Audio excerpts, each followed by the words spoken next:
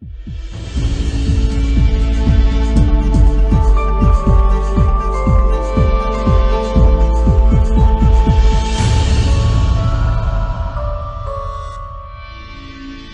texto será no Evangelho de Lucas, no capítulo 18.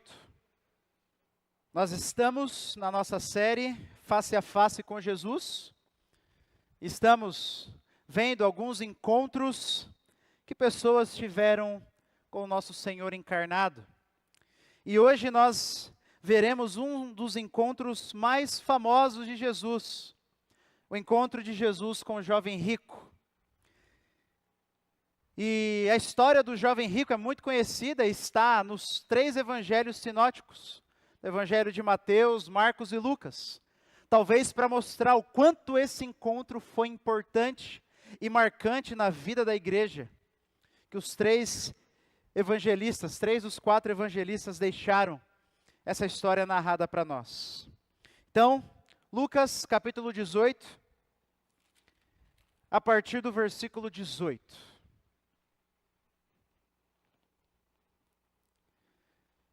Com atenção e reverência, diz assim a palavra do Senhor.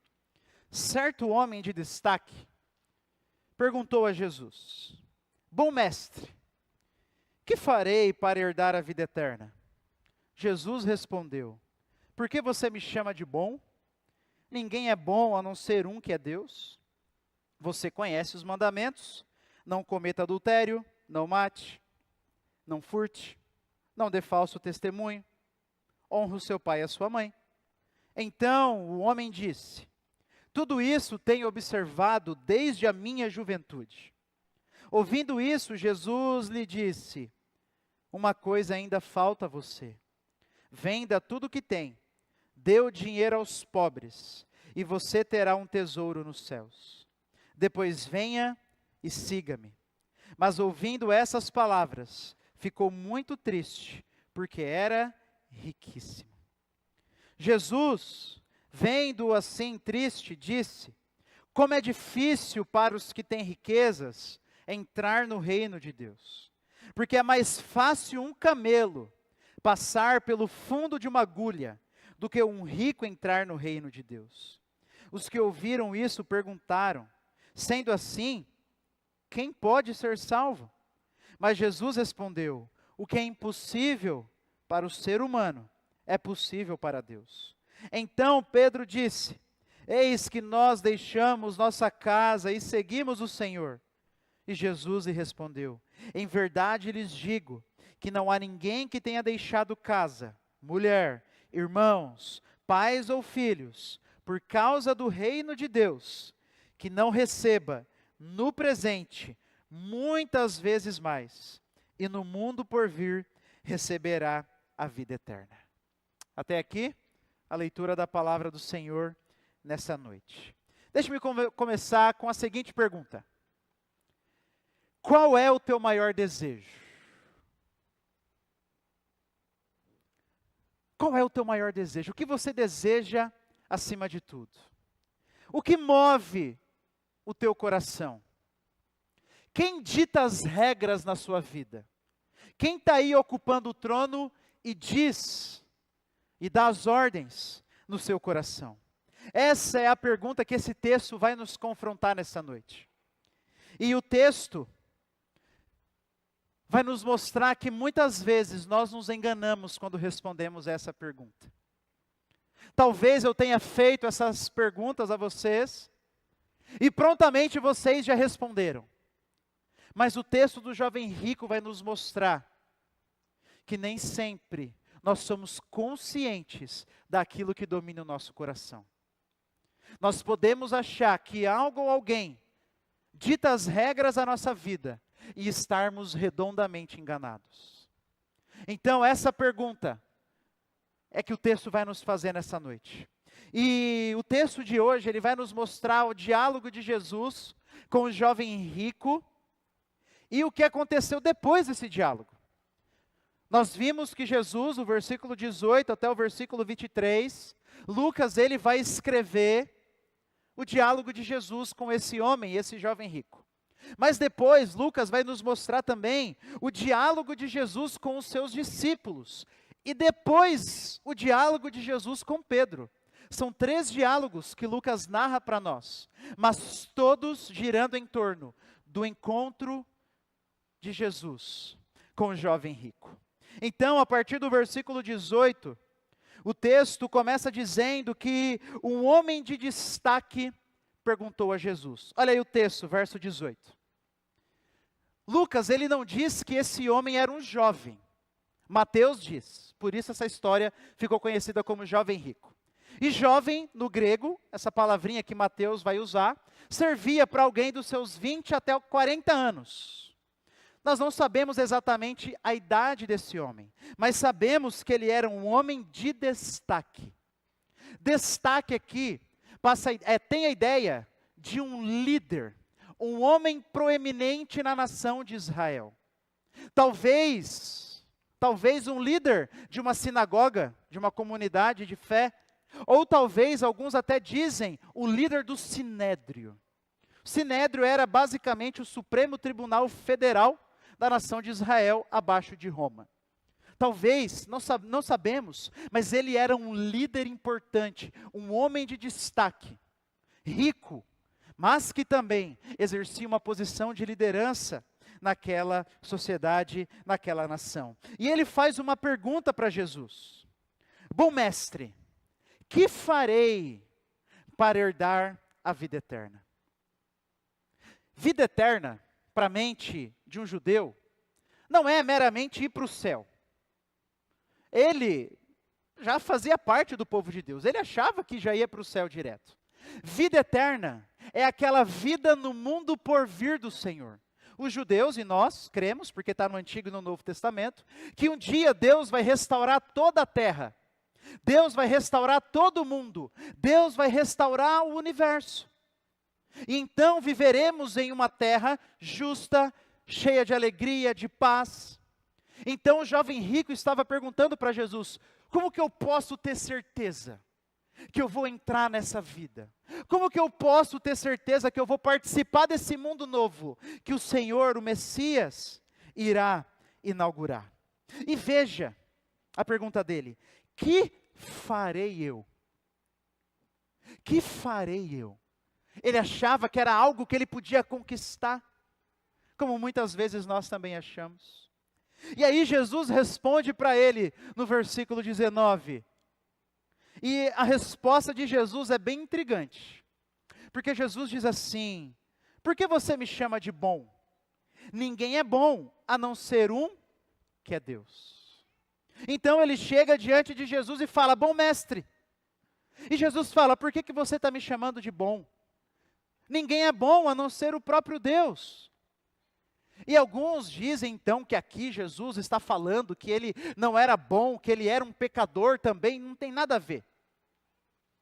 Provavelmente Jesus estava dizendo 2 coisas para aquele jovem. A primeira delas, essa frase de Jesus é uma frase de repreensão. Jesus sabia que aquele jovem, que aquele homem, não acreditava em toda a sua identidade como filho de Deus. Então, alguns dizem que quando Jesus diz para ele, por que você me chama de bom, se bom é somente Deus?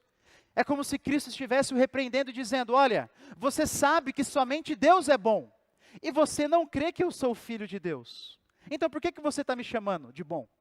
Você não crê que eu sou o Deus encarnado? Você não crê que eu sou filho enviado de Deus? Por que você está me chamando de bom? Então, talvez era isso que Jesus estava falando para esse jovem, o repreendendo. Mas também é uma segunda opção. Talvez Jesus estivesse querendo tirar os olhos daquele jovem de si mesmo. Aquele homem se achava muito bom, nós lemos. Se achava muito bom, cumpridor dos mandamentos. Então quando Jesus diz, somente Deus é bom, talvez Jesus estivesse querendo dizer para ele assim, jovem, por que você vem a mim cheio de petulância? Por que você vem a mim cheio de orgulho, se achando bom? Bom é somente um só. Então Jesus estava convidando aquele jovem, aquele homem, a fazer uma reflexão. A tirar os olhos de si mesmos e reconhecer que ele não era bom como ele pensava. Não sabemos exatamente o que Jesus quis dizer. Pode ser uma coisa ou outra, ou as duas juntas. Mas sabemos que Cristo estava convidando aquele jovem a olhar para a bondade de Deus e ver que ele não era tão bom assim. Então Cristo continua. E diz o versículo 20: você conhece os mandamentos: não cometa adultério, não mate, não furte, não dê falso testemunho, honra o seu pai e a sua mãe. Então Jesus, ele responde nomeando alguns mandamentos. E aí o jovem responde no versículo 21. Olha só: tudo isso tenho observado desde a minha juventude. A juventude para um judeu começava a partir dos 13 anos. A partir dos 13 anos, culturalmente, né, não tem nada na Bíblia dizendo isso, mas culturalmente eles entendem que a partir dos 13 anos, o rapaz já é um moço, um homem, que presta contas diante do Senhor. Então ele estava dizendo: Senhor, desde os meus 13 anos eu obedeço todos esses mandamentos. Ele poderia ter entre 20 e 40, talvez mais perto dos 40, mais provável, porque ele era um líder, né? Então, provavelmente um pouquinho mais velho. Mas ele diz: olha, eu tenho guardado, Senhor. O Senhor sabe disso. E antes que a gente aponte o dedo para o jovem rico, é importante frisar que para o judeu daquele tempo, o mandamento estava resumido nas coisas que a gente fazia. Então, somente nos nossos atos. Jesus vai corrigir isso, lembra? Jesus diz assim: olha, o adultério não é somente você consumar, mas também na sua mente. É Jesus que muda essa perspectiva. Mas para ele, era perfeitamente possível. Como é? Você viveu uma vida inteira sem cometer adultério, consumado. É possível você viver uma vida inteira sem roubar, é ou não é? É possível. É possível você viver uma vida obedecendo a esses mandamentos que Jesus cita. Não cometa adultério, não mate. Não é possível você viver uma vida sem matar alguém? É, né? É esperado que você viva uma vida sem matar uma pessoa. Não dê falso testemunho, honra seu pai e a sua mãe. Então ele estava provavelmente sendo sincero. Ele era um homem piedoso, que obedecia os mandamentos do Senhor, que tentava seguir os mandamentos de Deus. E então, no versículo 22, Jesus diz assim para ele: uma coisa ainda te falta. Venda tudo o que tem, dê o dinheiro aos pobres, e você terá um tesouro nos céus. Depois venha e siga-me. Essa é uma palavra bem desafiadora. Antes de explicar um pouquinho, deixa eu perguntar: você já imaginou se Jesus pedisse isso de você? Venda o seu carro e dê o dinheiro para os pobres. Venda as suas casas e dê o dinheiro para o irmão que está necessitado. Você já imaginou? O susto? Era assim que o jovem rico estava se sentindo. E por que Jesus pede isso para ele? Nós sabemos que Jesus tinha discípulos, ou melhor, a Bíblia enfatiza que ele tinha discípulas ricas. Lembra das mulheres que seguiam Jesus e eram mantenedoras de Jesus? Eram esposas de homens ricos. E Jesus não pede para elas abandonarem tudo, vender tudo e dar aos pobres. Nós veremos em um dos encontros com Jesus, o encontro de Jesus com Zaqueu. E Zaqueu era um homem muito rico, ele se converte, ele vai devolver para quem ele roubou. Mas Jesus também não pede para ele abandonar tudo e dar aos pobres. Por que é que o Senhor pede isso desse jovem rico aqui? O versículo 23 nos dá uma pista. Na verdade, não dá uma pista, ele dá a resposta toda. O versículo 23 diz assim: mas, ouvindo ele, o homem rico, estas palavras, ficou muito triste, porque era riquíssimo. Veja, ele ficou muito triste. Ele não ficou apenas triste, ele ficou angustiado. Ele ficou angustiado. Só o fato dele perder os seus tesouros deixou o seu coração, de pensar em perder os seus tesouros, deixou o seu coração muito triste. muito triste. E isso tem um nome: idolatria. Idolatria. A conversa de Jesus, e Jesus faz o pedido para esse homem, porque Jesus sabia que o que estava impedindo aquele jovem de segui-lo era a idolatria às riquezas. Jesus estava expondo quem dominava o coração daquele jovem, e não era Deus e nem a lei de Deus. Quem dominava o coração daquele jovem era outro ídolo. Então Jesus faz esse pedido específico para ele, para que ele pudesse então colocar a mão na sua consciência e perceber que o seu coração estava dominado por ídolos. Por isso a primeira aplicação desse sermão é, meu irmão, cuidado com a idolatria. De maneira geral, quando nós falamos em idolatria, o que é que vem na nossa cabeça? Estátuas, imagens e pessoas se curvando perante essas imagens. E a Bíblia fala dessa idolatria. Mas, muitas vezes nós esquecemos de uma outra idolatria que a Bíblia fala, que é a idolatria do nosso coração. A Bíblia fala que nós erguemos ídolos no nosso coração também. O jovem rico, com certeza se orgulhava de ser um judeu que adorava o único Deus verdadeiro, e que não era como as outras nações pagãs, que se dobravam diante de vários ídolos. Provavelmente ele tinha orgulho disso. Mas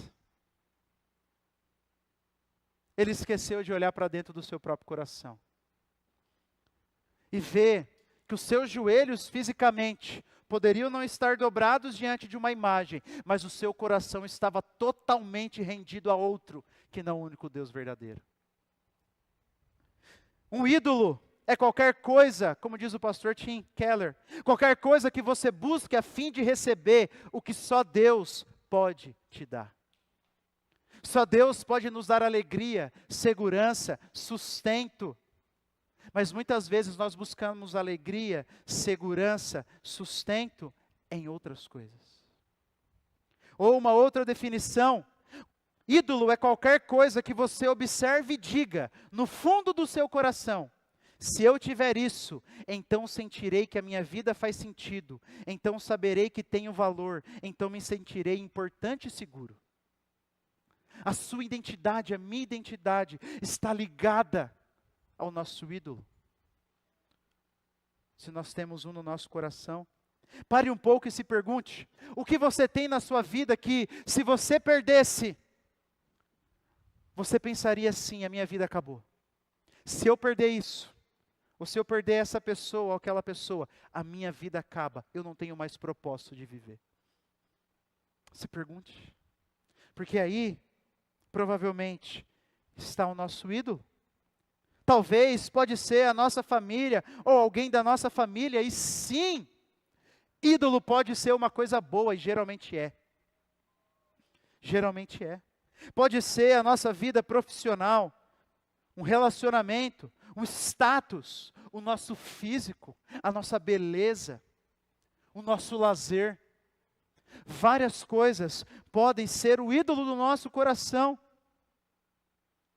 E o ídolo, quando o nosso coração está tomado por alguém que não o Senhor Jesus, esse ídolo, ele exige basicamente duas coisas. Primeiro, ele exige obediência. E para você obter satisfação com esse ídolo, você vai quebrar mandamentos bíblicos. O ídolo do meu coração vai exigir que eu quebre mandamentos bíblicos. Se eu idolatro, por exemplo, o meu relacionamento, eu estarei disposto a passar por cima de mandamentos bíblicos para obtê-lo. Se eu idolatro a riqueza, eu estarei disposto a passar por cima de mandamentos bíblicos para obtê-la. É isso que um ídolo faz no nosso coração. Ele exige obediência, e foi Jesus quem disse: só dá para obedecer um Senhor por vez, né? Ou você vai obedecer e agradar um e desagradar outro, e vice-versa. O ídolo exige isso em nossos corações. Mas o ídolo também exige adoração, sim. Ele vai exigir ser o centro da minha vida e da sua vida. Nosso valor e nosso afeto, que deveriam ser dirigidos ultimamente ao Senhor Deus, serão sugados por esse ídolo. Por isso, uma boa maneira de saber se nós estamos, se você está lutando com a idolatria no coração, é se perguntar: como estão os seus afetos pelo Senhor? Como está o seu afeto por Deus? Quando a música toca, quando a palavra é pregada, você é tocado pelo Senhor, o seu coração é despertado para sentimentos santos e afetivos pelo Senhor. Se não, provavelmente é porque você tem um ídolo no seu coração que tem sugado todo o seu amor pelo Senhor.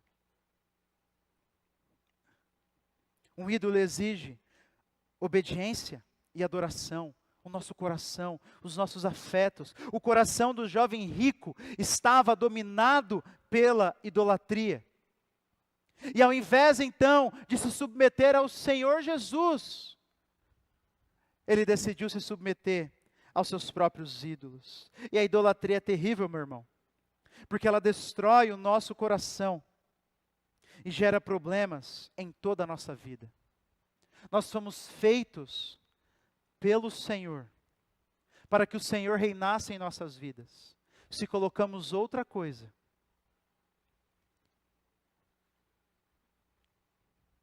nós feriremos a nós mesmos e aos que estão ao nosso redor, e aos que estão à nossa volta. Deixe-me dar um pequeno exemplo. A nossa cultura nos ensina a idolatrar os nossos filhos. Nos ensina. Eu só conheci o amor incondicional quando eu tive filho. Não conheceu Jesus antes? Não teve amor de pai ou amor de mãe? Não, porque o único amor que dura é o amor de filho. Mas e o que você prometeu no altar do seu casamento? Não, porque o propósito da minha vida são os meus filhos. Eu sei, isso bombardeia a minha cabeça também. A gente é ensinado a isso desde criança. Mas isso vai trazer traumas para o nosso coração e para os nossos filhos. Porque os nossos filhos foram feitos para serem filhos, não para serem ídolos. E quando um pai e uma mãe idolatram seus filhos, eles estão colocando um peso gigantesco nos ombros de uma criança que não sabe lidar com isso. E essa criança vai crescer com um peso, ainda que ela nunca chegue a reconhecer isso, com um peso gigantesco de ser o motivo da felicidade ou da tristeza de seus pais. Se você idolatra os seus filhos, o seu casamento vai começar a minguar. E o dia que os seus filhos saírem de casa, vocês vão se ver um olhando para a cara do outro, e não vão mais se reconhecer como amigos, não vão mais se reconhecer como amores um do outro, mas como amigos apenas, como parceiros. E idolatrar os nossos filhos vai gerar consequências em nosso próprio coração. Porque quando tivermos que escolher entre obedecer a Deus ou obedecermos os nossos ídolos para conseguir o que a gente quer, a gente vai obedecer os nossos ídolos. Então veja, a idolatria no nosso coração pode gerar inúmeras consequências. Porque nós somos feitos para ser governados pelo Senhor. A idolatria é perigosa e por isso ela cresce escondida. E por isso que vez após vez nós temos que parar e buscar reconhecer os nossos ídolos, para confessá-los diante do Senhor e para lutar contra eles. Então essa é a primeira aplicação, meu irmão. Cuidado com a idolatria. Reconheça os ídolos do seu coração e os confesse diante do Senhor. O coração desse jovem rico estava dominado pela idolatria. E isso o impediu de seguir o Senhor Jesus. Mas agora, Lucas, ele vai narrar a continuação dessa história. Porque Jesus vai aproveitar esse encontro com o jovem rico para ter um diálogo com os seus discípulos. Para falar sobre o perigo das riquezas. E o versículo 24 diz que Jesus, vendo-o assim triste, o jovem rico, disse: como é difícil para os que têm riquezas entrar no reino de Deus. Porque é mais fácil um camelo passar pelo fundo de uma agulha do que um rico entrar no reino de Deus. O dinheiro é perigoso e Jesus sabia disso. Jesus sabia disso. Jesus fala muito mais sobre os perigos do dinheiro do que sobre os perigos da imoralidade sexual. Jesus fala muito mais. Muito. Lucas, em especial, que escreveu o Evangelho de Lucas e o livro de Atos, nos mostra muitos dos ensinamentos de Jesus, do perigo das riquezas. Veja, é claro, o problema não é o dinheiro em si, mas as tentações que vêm com ele. E é por isso que Jesus diz, porque é mais fácil passar um camelo pelo fundo de uma agulha, do que um rico entrar no reino de Deus. E talvez você já tenha ouvido falar assim, olha, camelo era o camelo e agulha era uma porta que tinha, pequena, nos muros de Jerusalém, daí o camelo tinha que se espichar para passar. Eu lembro certa vez de ouvir uma pessoa dizendo que agulha era o nome de uma corda que os marinheiros usavam. Quer dizer, desculpa, camelo era o nome de uma corda que os marinheiros usavam, então era uma corda muito grande. Agulha é agulha e camelo é camelo. Jesus está pensando no maior animal que eles tinham contato naquele tempo. E se você já viu um camelo, você sabe que o bicho é grande. Se você não viu, vai no zoológico de Curitiba e torce para você conseguir ver um camelo. Ele é gigante. E a agulha, as mulheres costuravam naquele tempo. Era a menor coisa que eles estavam acostumados a lidar. Então Jesus, ele está fazendo uma hipérbole, um exagero. É mais fácil um camelo, aquele animal gigantesco, passar pelo fundo de uma agulha, pelo buraco de uma agulha, do que um rico entrar no reino de Deus.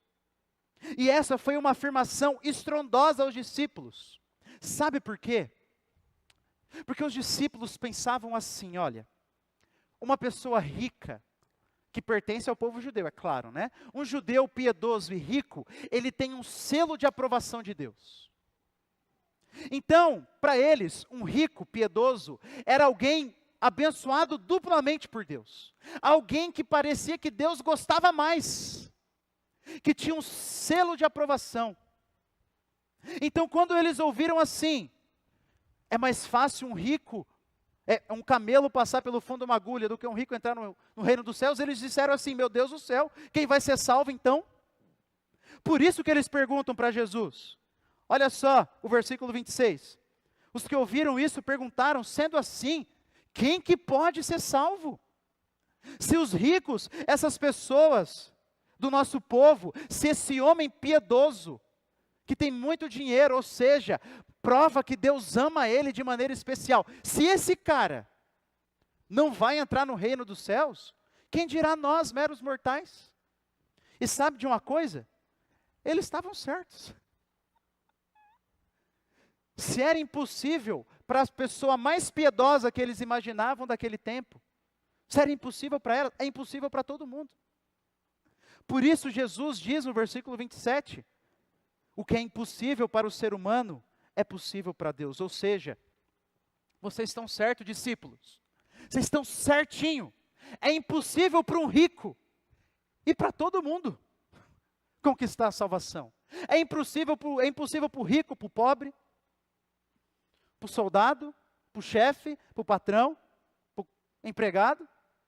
É impossível para o judeu, para o gentio, para o brasileiro, para o argentino. É impossível para todo mundo, vocês estão certinho. Somente Deus pode fazer isso. A salvação é uma obra somente do Senhor. Nem rico e nem ninguém pode conquistar a sua salvação. Mas Jesus deixa muito claro os perigos que a avareza pode ter. Por isso, meu irmão, a aplicação desse ponto é cuidado com a avareza. Cuidado. Jesus foi muito claro aqui em dizer, cuidado com a avareza. Eu sei que eu falei sobre idolatria no primeiro ponto, de maneira geral. Mas esse segundo ponto, esse ensino de Jesus está gritando para nós, para falar sobre um tipo específico de idolatria, que é a avareza, a ganância. O desejo desenfreado por bens materiais. Isso é avareza. Isso é ganância. E há uma ênfase clara no Novo Testamento em associar a avareza à idolatria. Associar a ganância a um ídolo no coração, foi o próprio Jesus que disse sobre Mamon.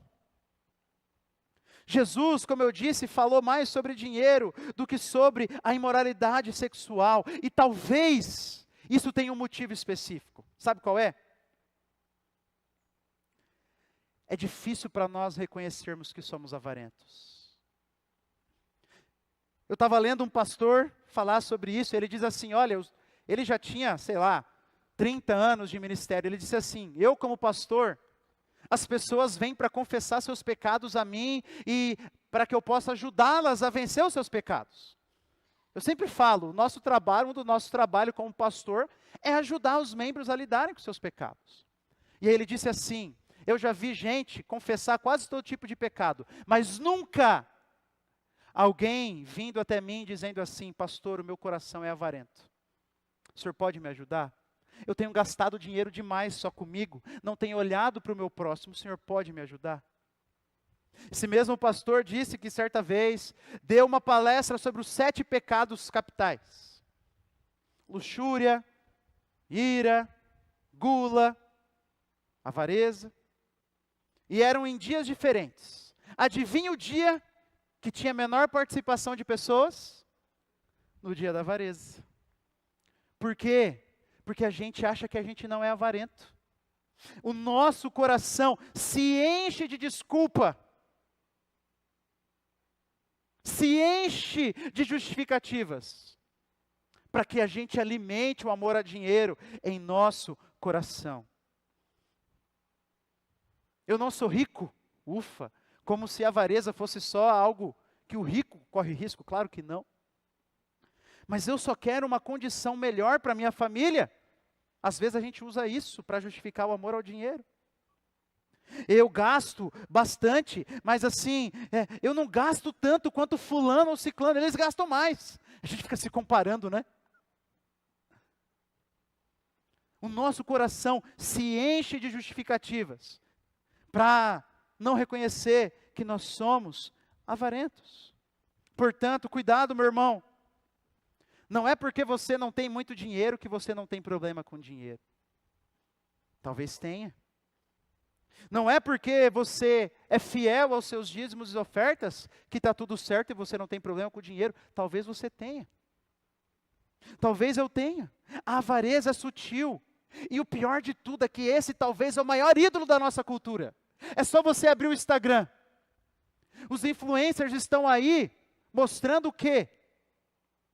A sua vida de luxo. Entre os livros mais vendidos, sempre tem livro sobre como enriquecer. Entra nas plataformas que vendem cursos e vocês verão que os cursos mais vendidos são cursos sobre como ficar rico. Esse é o ídolo da nossa cultura. As músicas, aquilo que vemos na TV, tudo isso tenta mostrar para nós que o dinheiro é aquele que vai resolver todos os nossos problemas e nos dá a felicidade que tanto procuramos. Eu me pergunto, eu estava lendo uma reportagem que estava falando sobre o jogo do tigrinho, essas apostas online. Pessoas que pegam o dinheiro que vem da ajuda social, ou seja, pessoas que estão passando necessidade e gastam nisso. E eu vi uma pesquisa que disse assim ainda, evangélicos que sempre foram contra jogos de azar estão jogando tanto quanto os outros. Que vergonha, eu fiquei com uma vergonha ao ler aquilo, irmãos, uma vergonha. Eu falei, o que leva uma pessoa a pegar o seu tão suado dinheiro e jogar num tigrinho, e apostar num jogo de futebol? O que leva uma pessoa a pegar o dinheiro dos seus pais, nem dela é? O que é isso? É ganância desenfreada. É ganância. É amor ao dinheiro. Vai dizer, Conversa com alguma pessoa aí que jogou na Mega da Virada. Eu aposto, se você está aqui e jogou, eu aposto que você ficou sonhando se você ganhasse. Eu aposto. Nossa, se eu ganhar, eu vou dar 1 milhão para cada um da minha família. Vai nada. Vai nada. Não, se eu ganhar, eu vou dar o dízimo, vai nada. Nem precisa dar de aposta. Vai dizer, o que é isso, meu irmão? Amor ao dinheiro. Só que já tá ligado na nossa cultura que a gente nem percebe mais. Que a gente nem percebe mais.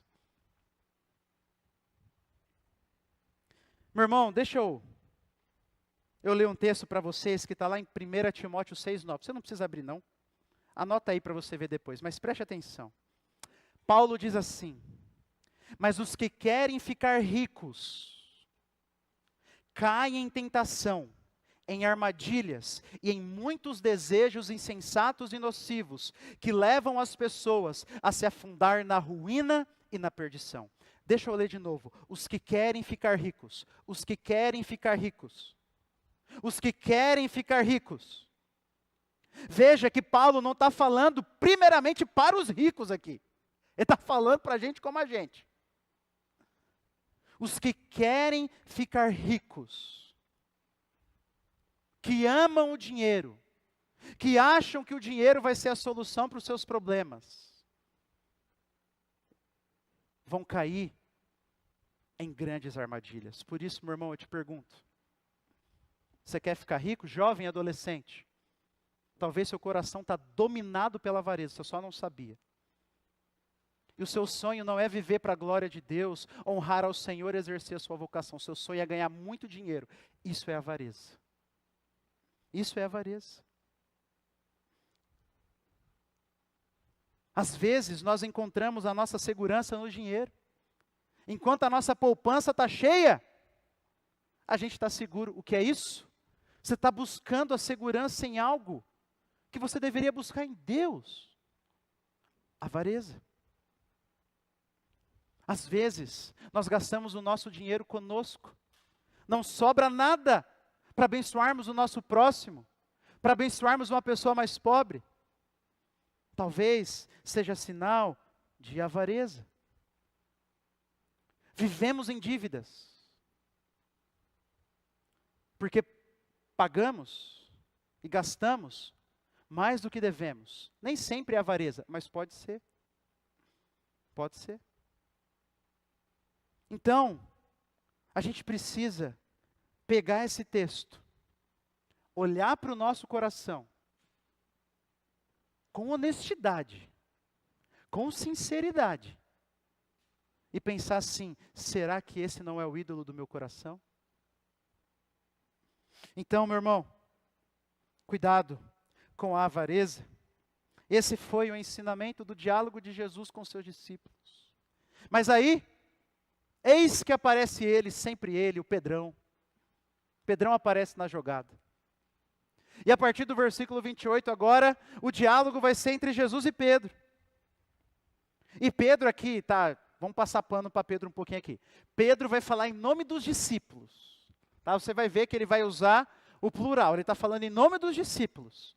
Tá? Mas ele chega e fala assim, então Pedro disse, no versículo 28, eis que nós deixamos nossa casa, ou seja, tudo, e seguimos o Senhor. Aqui é Pedro, ele está se comparando com o jovem rico, ele está comparando os discípulos com o jovem rico. Ele está dizendo assim, Senhor, nós estamos no exato oposto desse jovem rico. Porque ele não quis abandonar nada, já nós abandonamos tudo para seguir o Senhor. E Pedro talvez não tivesse uma má intenção no coração, porque Jesus não repreende Pedro, né? Talvez Pedro tivesse com honestidade. Mas tem uma coisa, volta aí, em Mateus capítulo 19, deixa o seu dedo em Lucas, tá? Mas vai lá para Mateus capítulo 19, que é o relato paralelo escrito por Mateus.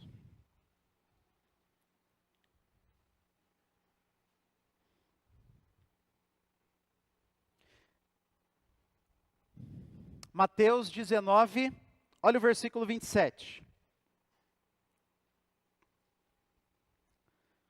Deixa o seu dedo lá em Lucas, tá? A gente vai ler, você já volta para Lucas. Diz assim, Mateus 19, 27. Então Pedro, tomando a palavra, disse: eis que nós deixamos tudo e seguimos o Senhor. Até aqui, quase idêntico ao relato de Lucas. Mas aí, Mateus ele relata uma coisa a mais que Pedro falou. Que será, pois, de nós? Que será, pois, de nós? Pode voltar lá para Lucas? Mas é como se Pedro estivesse dizendo assim: Senhor, o que nós ganharemos com isso? Nós deixamos tudo para seguir o Senhor. Olha só,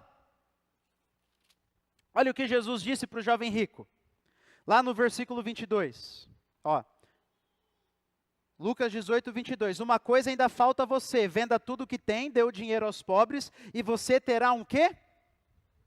Tesouros nos céus. Então talvez Pedro tivesse assim: Senhor, nós abandonamos tudo, que tesouro é esse aí?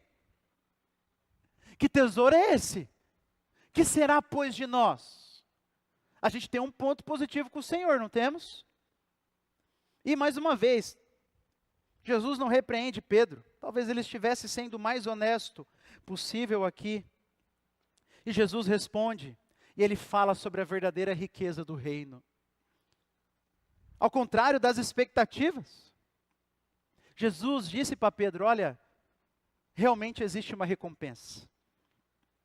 Realmente existe uma riqueza para aqueles que deixam tudo para me seguir. E Jesus vai dizer qual é. Olha o versículo 29.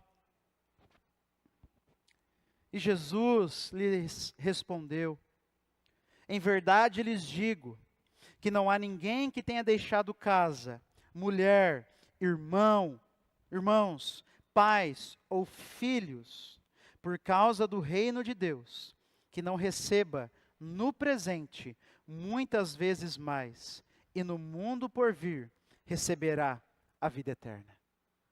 Pedro estava certo. Jesus tem uma recompensa para aqueles que o seguem. Para aqueles que o seguem acima de tudo e de todos. Alguns deles, talvez, haviam perdido famílias. É claro que ninguém se converte e abandona cônjuge, e abandona filhos, isso é pecado. Mas muitos, daquele tempo e até hoje, quando seguem Jesus, são expulsos de suas casas. São renegados pelas famílias, pelas suas próprias famílias. Pedro e os outros discípulos abandonaram seus ofícios, suas maneiras de ganharem dinheiro, para serem pregadores junto com Jesus. E Jesus está dizendo: existe sim uma recompensa. Vocês recebem já no presente. Veja que Jesus diz, enfatiza, no presente, muitas vezes mais. E no mundo por vir, a vida eterna. Sim, esses que abandonam tudo para seguir a Jesus têm a vida eterna. Essa vida no novo mundo de Deus que o jovem rico tanto buscava. Mas as recompensas começam agora. E muitas vezes mais o quê? O que Jesus está falando? Que aqueles que o seguem recebem muitas vezes mais o quê? Aquilo que ele disse, que nós abandonamos: casa, mulher, irmãos, pais, filhos. É óbvio que Jesus está falando no sentido espiritual, né? Tem como você seguir ele e aí você ganha 3 filhos biológicos. Você segue ele e ganha 3 mães, 3 pais. Não existe isso. Jesus está falando no sentido espiritual, da família do seu reino. Sabe o que Jesus está dizendo, meu irmão? Que a recompensa por o seguirmos, é a sua família. É a família da fé. Irmãos, pais, mães, filhos espiritualmente falando. É a recompensa que o Senhor dá para aqueles que deixam tudo para segui-lo. Portanto, todo aquele que abandona tudo por Jesus recebe sim a vida eterna, mas no presente recebe a família da fé. Recebe a família da fé. Por isso, meu irmão, a minha aplicação nesse último diálogo de Jesus é: desfrute da riqueza que o reino oferece. Meu irmão, você está entendendo o que Jesus está falando aqui? Jesus está dizendo que a família da fé é a recompensa dele para os seus discípulos. Tem uma frase de um pastor alemão, não um cachorro, tá? Um pastor da Alemanha. Eu treinei várias vezes para não falar pastor alemão. Eu falei, falar pastor da Alemanha, pastor da Alemanha, pastor da Alemanha. Mas saiu agora aqui. Mas ele diz assim: a comunhão cristã é um dom da graça, um tesouro que sempre deve ser valorizado e agradecido. Um tesouro, um presente. Ele entendeu perfeitamente o que Jesus está dizendo aqui. Que a família da fé é um presente do Senhor. Irmãos, você entende? Você entende o porquê que a gente fala tanto de unidade? Unidade não é meramente assim um mandamento e a gente, tá bom, né? Vou lá, tem que ser unido. A unidade é um presente de Deus. A igreja é um presente de Deus. Nós somos presentes de Deus na vida um do outro. Sei que alguns você quer chutar para fora, eu não quero esse não. Mas somos. Mas somos. É isso que o Senhor está dizendo aqui. Experimente olhar para a comunidade, para a igreja, dessa maneira, como um presente do Senhor. Busque ser pai, mãe, espiritual dos outros, dos mais jovens. Busque desenvolver um relacionamento de irmandade. Um relacionamento de família, de comunidade verdadeira. Abra suas casas. Abra sua carteira. Abra o seu WhatsApp. A gente tem que viver essa vida aqui, irmãos. E é interessante, porque o relato mais maravilhoso da igreja vivendo isso que Jesus está falando aqui, em Lucas 18, foi o próprio Lucas que escreveu. Só que lá no livro de Atos, eu convido você a abrir. Eu sei que você conhece esse texto. Mas olha Atos capítulo 2.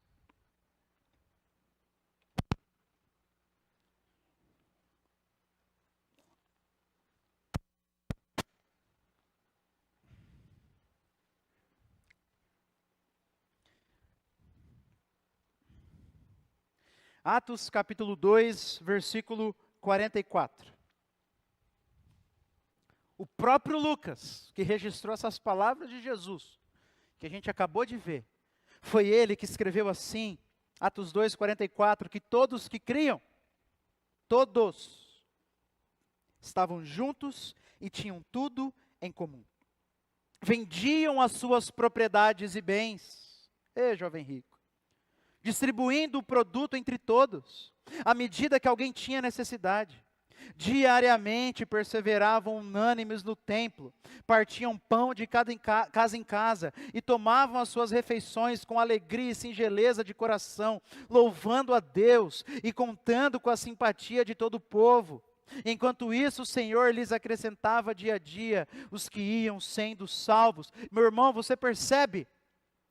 Muitos desses aqui que haviam se convertido foram perseguidos, expulsos de suas casas, mas eles encontraram na família da fé tudo aquilo que eles haviam perdido. Eles encontraram lugar para desfrutar das refeições.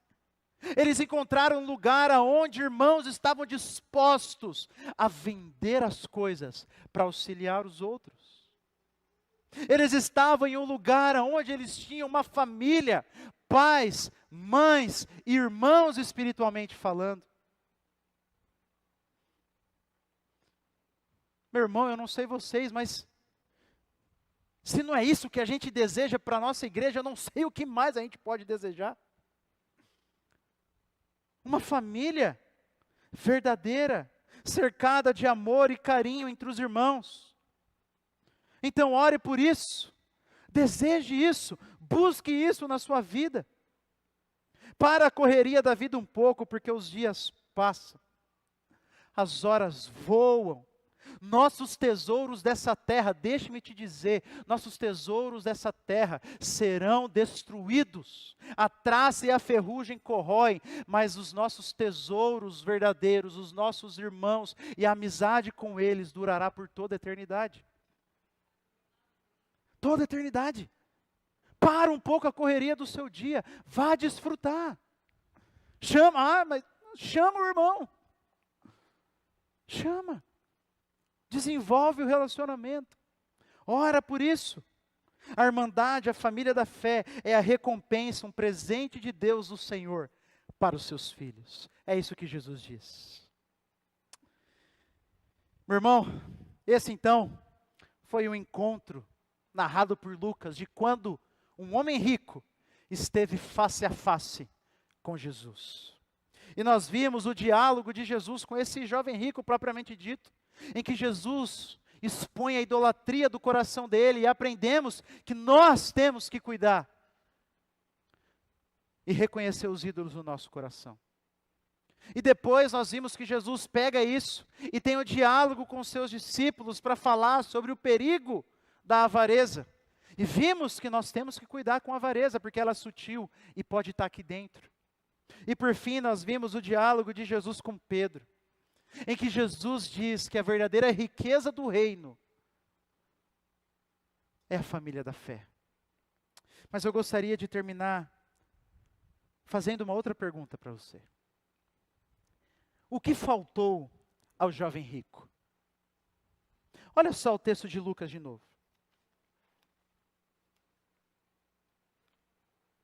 Lucas diz que ele chegou diante de Jesus e disse para Jesus: bom mestre.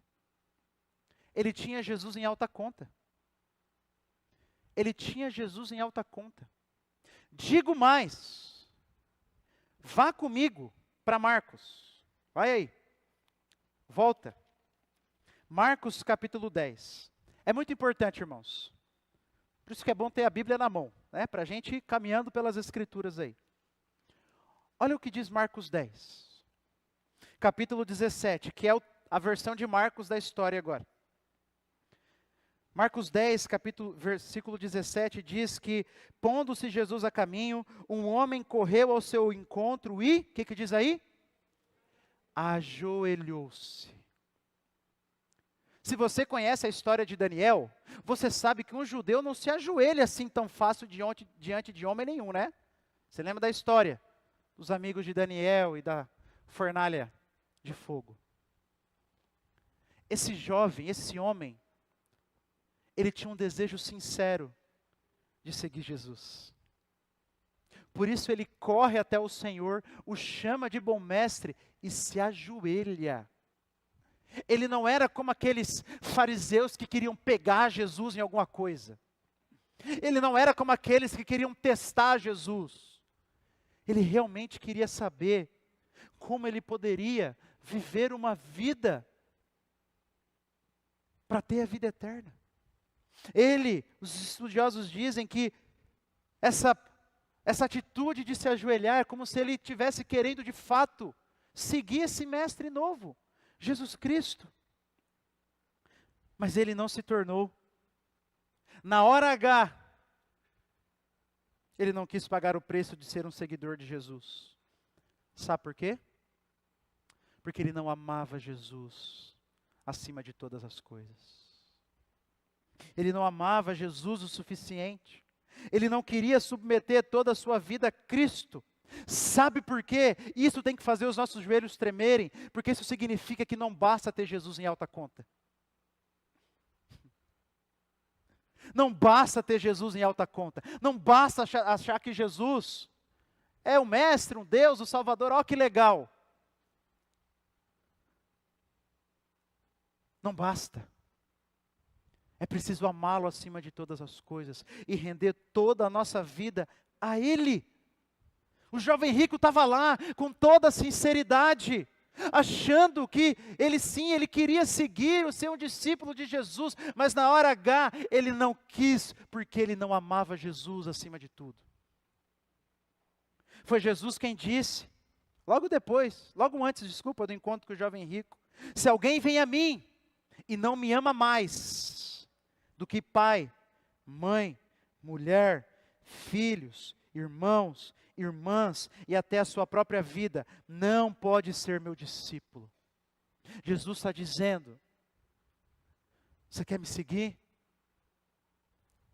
Você precisa então me amar acima de tudo. Submeter tudo a Cristo, meu irmão, é a melhor coisa que poderia acontecer para nós. Nós somos feitos para amá-lo acima de tudo. Você imagina para o seu casamento que bênção seria você amar a Cristo acima de tudo? Para os seus filhos ter um pai que ama Jesus acima de tudo? No seu emprego ter uma mulher que ama Jesus acima de tudo? Que maravilhoso isso seria! Mas enquanto outro ídolo tomar o lugar central em nosso coração, viveremos batendo cabeça. Meu irmão, não se engane. Você está diante de Jesus agora, face a face com Jesus. E se Deus dissesse para você, e se Jesus dissesse assim: esgote a sua conta no banco e doa tudo para os pobres, você faria?